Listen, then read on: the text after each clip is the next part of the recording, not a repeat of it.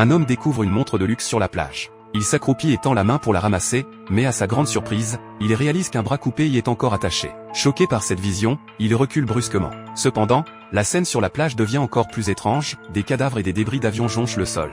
Il semble que plusieurs avions se soient écrasés ici. À ce moment-là, un autre avion pique à toute vitesse vers le sol. Réalisant la gravité de la situation, l'homme se met à courir vers l'intérieur des terres. Pendant ce temps, une scène similaire se déroule sur une autre partie de la plage. Un immense paquebot fonce tout droit vers la plage bondée de touristes. Heureusement, sa vitesse n'est pas très élevée et les vacanciers parviennent à l'éviter de justesse. L'énorme élan du navire le fait s'échouer sur plusieurs centaines de mètres avant de s'immobiliser. Immédiatement après, le site touristique est bouclé. Intrigué, Clément s'approche pour poser des questions, mais le personnel l'ignore complètement. La famille discute avec curiosité des événements qui viennent de se produire sur le chemin du retour. Ils étaient venus passer le week-end dans cette petite ville reculée. De retour à la villa qu'ils louent, Amanda veut chercher des informations en ligne sur l'incident du paquebot, mais découvre que le réseau, pourtant fonctionnel auparavant, est soudainement en panne. Même le signal mobile a mystérieusement disparu. Cependant, la famille n'y prête pas attention, ne réalisant pas encore la gravité de la situation. Le soir, le propriétaire de la villa revient précipitamment. Il s'avère que la ville est touchée par des coupures de courant massives et qu'il doit rester ici quelques jours.